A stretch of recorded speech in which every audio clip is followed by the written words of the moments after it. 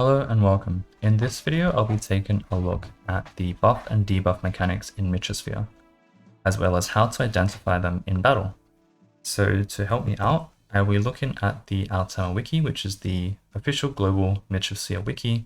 It has job, boss, beginner guides, and zone information. So for example, what bosses and such accessories there are. It doesn't have a full list of boss guides. I believe the rest of the boss guides should be on the global Mitrasphere Discord server, and so I'll have the link for both the wiki and the Discord in this video description. Okay, so to start off, we have buff group mechanisms. So it says we can overlap buff and debuffs from different groups. So Mitrasphere buff and debuffs are separated into groups, and it's possible to stack the effects from these groups. So if we have the same effect but with a different group, these values will stack, and the groups are indicated by letters of the alphabet such as ABC, and this is how you can check them in game. Okay, and I'll have a look at this in a second. But another thing to note is that buffs from the same group extend the effect time. So if the groups of two buff or debuff effects are the same, the one with the larger effect will remain and be overwritten by the one with the greater effect duration. So basically, if the buff has a larger value, that will overwrite, and if it has a longer duration, that will overwrite. So if it has a lower or the same value, the original value will remain the same, and if the effect duration is shorter, then the longer duration will still remain. Okay, so for this reason, weapons with low buff values but many buff groups are excellent for extending, and this is how you can check them when you look at them in game. So if I just go into battle quickly,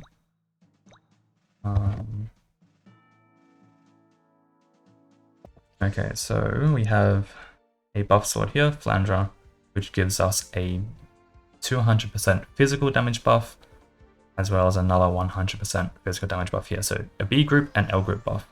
So because these are the same type of buffs, so you can see they're exactly the same, but they're different groups, B and L, these values will actually stack. So we can get a total of 300% damage buffs here. However, there's also a 100% down, right? Debuff, a debuff. That means our net buff here is only 200%. So how can we actually get the full value out of this weapon? So the L buff lasts 16 seconds, but the B and K buff and debuffs only last 7.9. So that means if we extend the B buff to be longer than the K buff, we can get both B and L. So if I pass Flanger here, and then I extend it with something that has a B, you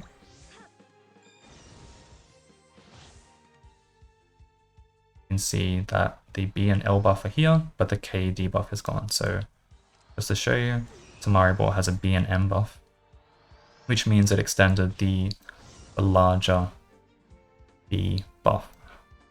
So because the remaining duration of Flanger was only 3.9 seconds, the 7.9 seconds from Tamari basically refreshed or overwrote the short duration. But the B buff was lower, so the larger B buff from Flanger was the one that remained. Okay. Alright, so another thing to look at is combo using overlap and extension. So this is a combo where you can combo multiple weapons with powerful buff values that are activated in separate groups, and then you extend them together by a weapon with many buff groups. So pretty much you have multiple large value buffs from different weapons, and you have one special weapon that has a large number of buff extension groups. So Rogue Arc's an example. It has a cooldown that is shorter than its effect time, which means you can activate it again before the buff's effect is over to maintain the buffs until the end of the battle. So if let me just switch to Archer. Okay, so if we take a look at our buff bows, we have Mitra Arc, which gives us 30% C physical and magical buffs, and Ibis, which gives us 30% A and B physical magical buffs. Then we have Rogue Arc here, and it basically has the job of extending both of these larger buffs. So it has A and C and B and C, but they're only 10% each. So we want to use this after our 30% buffs here. And the reason we need to do this is because Mitra and Ibis both have 25-second duration, but 30-second cooldown. So we can't actually upkeep these unless we have them max limit broken skill level 9, I think. So yeah, you have to be a whale to do that. But yeah, Rogue is a lot more efficient because you actually extend both the buffs with one turn. So instead of having to recast both of them, and these are 2-second cast time each, you just cast Rogue once with a 1-second cast time, and both the buffs will be extended. So if I cast Mitra and then Ibis, and just to show it, I will wait till Mitra's cooldown is around 10, so the buff is almost over before casting Rogue. Okay, so the cooldown is just around 9 or 10, and you can see by 5 seconds the Mitra buffs should be gone, but you can see the A and C as well as the B and C buffs are still there for the 30, 30, 30, 30. That's because we use Rogue to extend them. Alright, so that was extending multiple buffs. Now, how do we check our buffs and debuffs in battle? So if you tap and hold a character, so this is either yourself or the enemy monsters, during battle, you can actually see a list of all the debuffs and buffs, like this, currently applied to them. This list is not updated in real time, so you need to keep tapping and holding every time you want to recheck it. And I'll just show you an example of some of the buffs and debuffs that we can find in battle.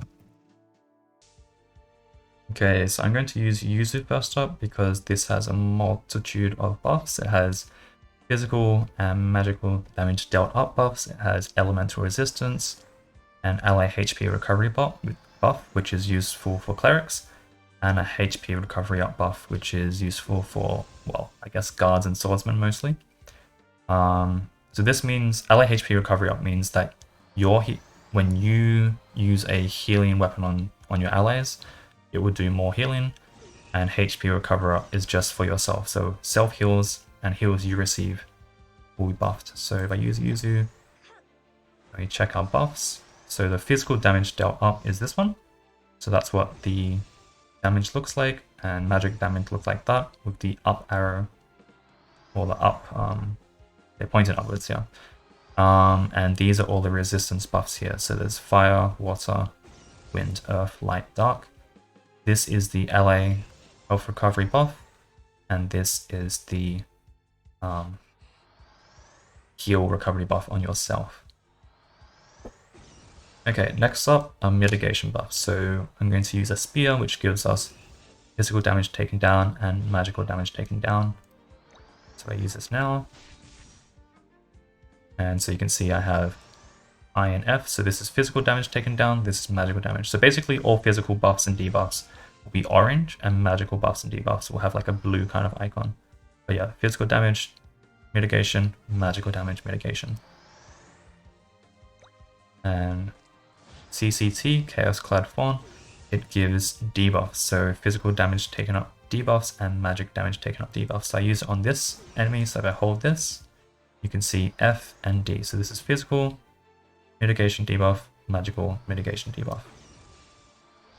Next we have crit rate and crit power from Harp. So this is usually for mages. So this is crit rate, and this one is crit power. So A and C. Wait, sorry. Crit power is the A buff, and crit rate is the C buff. Okay. Next is elemental CS. So if I have a look at this, so this is an elemental CS or command skill power buff. So this basically will buff by 5% all our dark, healing, and damage weapons. Evasion buffs will look like this. So there's like a little wing icon, and conversely evasion debuffs will just have a it will probably be like a blue or purpley a border, and it will point down instead of up. Hate accumulation up means we'll gain more hate. This is good for Guardians, and it's just that red eye buff there.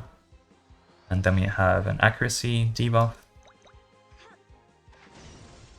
and that's just this cross in a circle, so that's a debuff.